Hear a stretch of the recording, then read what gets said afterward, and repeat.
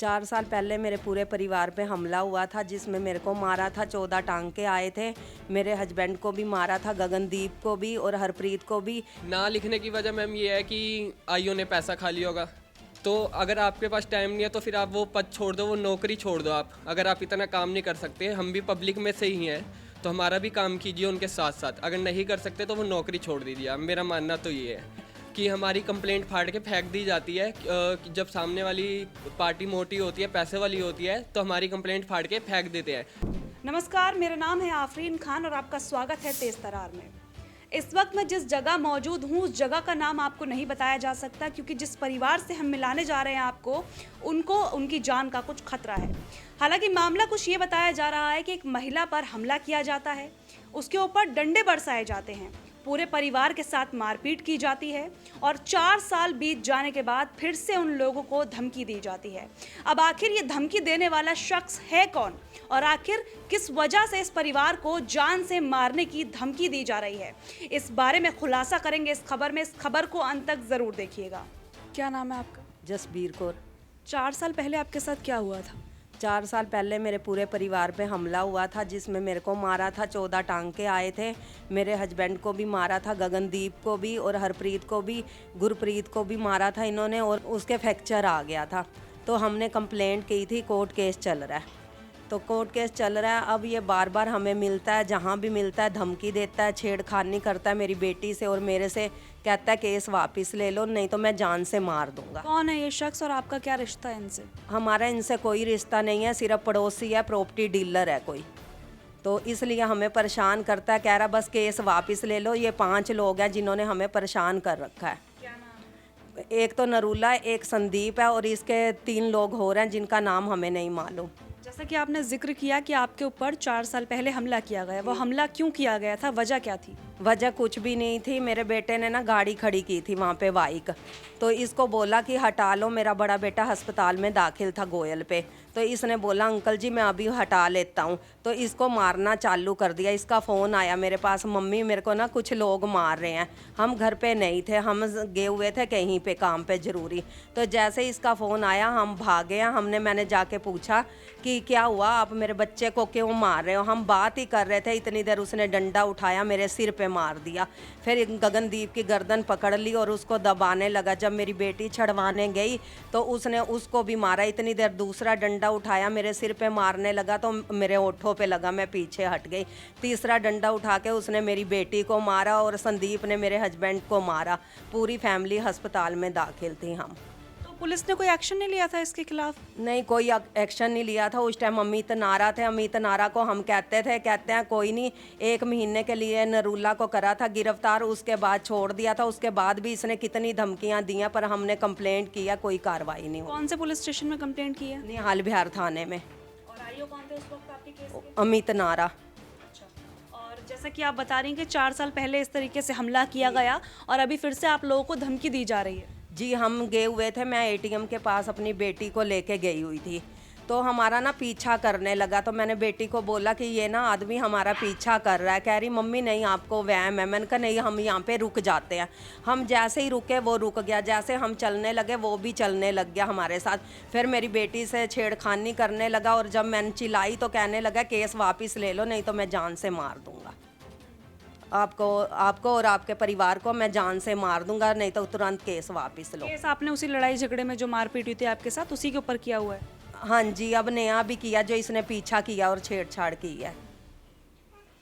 तो अभी पुलिस कोई एक्शन ले रही है? अभी जो हालिया कंप्लेंट आपने की होगी? नहीं, कोई एक्शन नहीं ले रही है। 1 महीना पहले मैंने 19 अप्रैल को की थी।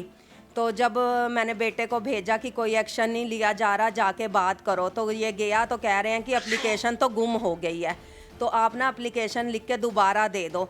तो 5 दिन हो गए हैं, तो ये लिख के दिया लेकिन कोई कार्रवाई नहीं हुई। परसों मैंने देवेंद्र को, आयु है जो कि हमारा, उसको मैंने फ़ोन किया। मैंने कहा मैं जसबीर को और बात कर रही हूँ, आपको कंप्लेंट डाली थी, उस कंप्लेंट का क्या हुआ? कहने लग गए पहले अपना नाम बताइए। मैंने कहा जसबीर कौर। केस क्या था? मैंने कहा सर छेड़छाड़ का था और पीछा करने का था। कहने लगे किसके नाम से? मैंने कहा नरूला प्रॉपर्टी डीलर के नाम से। कहते ऐसा कोई केस नहीं आया यहाँ पे। मतलब एफआईआर लिखी ही नहीं गई? नहीं, लिखी नहीं गई। तो जब आपने लिखवाई होगी तो कॉपी तो दी होगी या ऐसा कुछ भी नहीं दी? कुछ भी नहीं, कोई वरिंदर कोई आए थे, पता नहीं वो कौन थे, पुलिस वाले ही थे, कोई आए थे। जब मैंने कंप्लेंट की थी 100 नंबर पे कॉल किया था तो वो आए थे, तो उनके सामने भी वो उछल कूद कर रहा था। जब उन्होंने, मैंने बोला कि ये मेरी बेटी से छेड़छाड़ कर रहा है और हमारा पीछा कर रहा है, उन्होंने बोला कोई बात नहीं मैडम, मैंने इनको समझा दिया, वो आगे से आपका पीछा भी नहीं करेंगे और ना छेड़छाड़ करेंगे तो आपसे। जब उन्होंने ये सब कहा उसके बाद दोबारा कोई धमकी दी गई है आपको दोबारा हमने वो एरिया ही छोड़ दिया। हाँ इसी जी, डर की वजह से? हाँ जी, डर की वजह से हमने एरिया ही छोड़ दिया, क्योंकि बहुत परेशान करता है। जहाँ जाते हैं वहीं हमें मिलता है, धमकी देता है, डर है कहीं पूरे परिवार को मार ना दे, क्योंकि वो पहले भी कर चुका है और जब भी कहता है वो यही बात कहता है कि पूरे परिवार को जान से मरवा दूंगा। तो अभी जो आप यहाँ पे रह रहे हो, आप छुप के रह रहे हो उस जगह से और उस इलाके से? के रह रहे हैं हम, क्योंकि अगर उसको पता चल गया हम यहाँ पे हैं तो वो यहाँ पे भी आ जाएगा।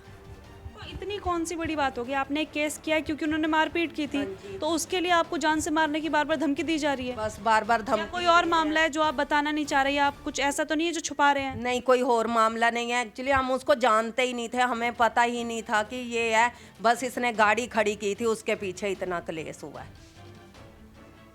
अभी आपकी क्या मांग है? अब हम इंसाफ चाहते हैं कि आरोपी को सजा मिले, बस। और आपकी नज़र में 5 आरोपी हैं जिनका आपने नाम लिया? हाँ जी, ये 5 आरोपी है, जो 2 का मैं नाम जानती हूँ और 3 का नहीं जानती। इसके अलावा कोई ऐसी बात जो आप डर की वजह से नहीं बता रही हो तो आप बता सकती हैं, डरने वाली कोई बात नहीं है? नहीं, ऐसी कोई बात नहीं है, बस इतना पता चला है क्योंकि जब उसने मेरे सिर पे डंडा मारा था ना, उसने एक बात बोली थी कि अब भी तो घर खाली करके जाएगी, बस ये बोला था तो उसने। आप उनके घर में रहते थे? नहीं, उसके दोस्त के घर में रहती थी। उसके दोस्त का नाम विजय कुमार है। हाँ जी, तो उसने ये बात बोली थी, ये बात मैंने अमित नारा को बोली भी थी। अमित नारा ने बोला ये मैं नहीं लिख सकता, और उसने मेरे से पर्स भी, नरूला और संदीप ने मेरा पर्स भी छीना था जिसमें अंगूठी और मेरी चैन थी, और उल्टा ही हमारे ऊपर चोरी का इल्ज़ाम लगाया कि मैंने उनकी चैन छीनी है। उन्होंने 100 नंबर पे कॉल करा, पुलिस आ जाती है, लेकिन हम कॉल करते हैं तो पुलिस नहीं आती। जैसे ही पुलिस आई उन्होंने देखा, कह रहे ये तो कुछ चोरी का मामला नहीं है, ये तो कोई और मामला है, सारे सबको चोट लगी हुई है, ये तो कुछ और है। लेकिन अमित नारा अपनी मर्जी से लिखे जा रहे थे बस। अभी जैसे 4 साल बीत गए हैं, तो इन 4 सालों के बीच में भी आप पे हमला किया गया, धमकी दी गई आपको? नहीं, कोई हमला नहीं हुआ, कोई धमकी नहीं हुई, बस उसी दिन 20 तारीख को इसने हमें धमकी दी है और पीछा किया है। हाँ जी। आप इनके बेटे हैं? हाँ जी, क्या नाम है आपका? गगनदीप सिंह। क्या अपडेट है इस मामले में, और क्या कुछ लग रहा है आपको, कार्रवाई ना होने की क्या वजह चल रही है अब तक? मैम एक्चुअली 19 तारीख को मैं कंप्लेंट देकर आया था निहाल विहार थाने में, तो रिसीविंग करवाने गया था, तो उस टाइम रीडर मौजूद नहीं थे, तो उन्होंने मना कर दिया कि रिसीविंग नहीं हो पाएगी अभी, तो आप कंप्लेंट बॉक्स में कंप्लेंट डाल के चले जाओ। तो मैं कंप्लेंट बॉक्स में कंप्लेंट डालकर आ गया। मैंने सोचा चलो मैसेज आ जाएगा कंप्लेंट का कि आपकी रिसीविंग मिल गई है, ऐसा कुछ।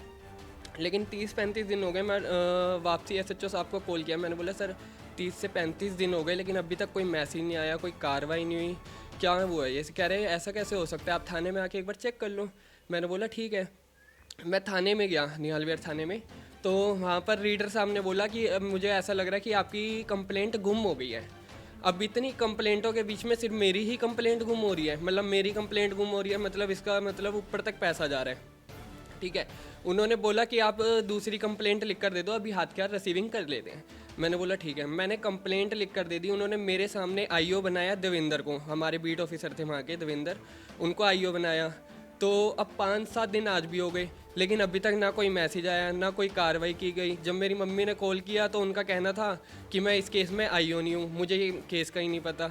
अब मुझे ये लग रहा है कि सारे के सारे मिले हुए हैं, क्योंकि SHO साहब भी अब कोई जवाब नहीं दे रहे। कल DCP SHO साहब का नाम मुझे याद नहीं है, मुकेश कुमार नाम है, थाना निहाल विहार। SHO साहब का नाम मुकेश कुमार है।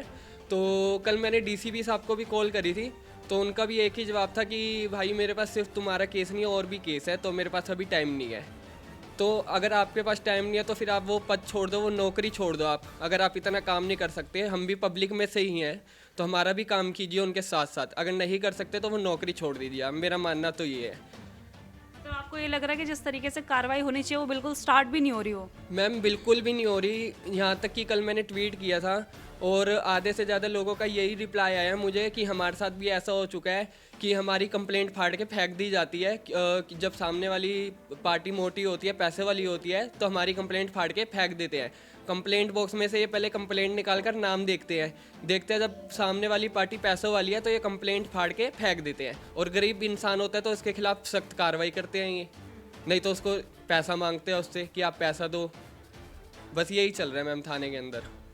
तो आप गए थे अभी डिटेल्स लेने के लिए कि क्यों एफआईआर फाड़ी गई, अगर आपको ऐसा लग रहा है, आपने क्लियर करने की कोशिश की? मैम एक्चुअली कल मैं थाने तो नहीं गया क्योंकि बार बार थाने जाना अच्छा नहीं लगता। 4-5 बार थाने जा चुका हूँ, तो मैंने इसी वजह से डीसीपी साहब को मैटर बताने की कोशिश करी थी, लेकिन उनका जवाब एक ही था कि मेरे पास टाइम नहीं है, तो आप कहीं मतलब कि मेरे पास टाइम नहीं है, आप खुद कर लीजिए, थाने में चले जाइए। तो मैं बार बार एक कंप्लेंट लिखवाने के लिए मैं मतलब 30 दिन लगातार थाने थोड़ी ना जाता रहूँगा। अगर आपके 30 दिन से कंप्लेंट ही नहीं लिखी गई, एफआईआर लॉन्च नहीं हुई आप? नहीं मैम, आज 40-45 दिन हो चुके हैं, अभी तक एफआईआर नहीं लिखी गई, कोई कंप्लेंट नहीं लिखी गई, कोई रिसीविंग नहीं मिली हमें, जबकि मैं 3-4 बार होकर आ चुका हूँ थाने में, उसके बावजूद। ये सोचिए। तो क्या कहते हैं, ना लिखने की वजह क्या होती है? ना लिखने की वजह मैम ये है कि आईओ ने पैसा खा लिया होगा। ये तो आप कह रहे हैं ना, उन्होंने क्या वजह बताई आप? उन्होंने वजह बताई कि सर आपकी कंप्लेंट मिसिंग हो गई। मैंने बोला ठीक है, मैं दोबारा लिख देता हूँ। दोबारा लिख कर दी तो अभी तक फिर कोई जवाब नहीं आया। एसएचओ साहब से पूछा, उनका कोई जवाब नहीं मिला।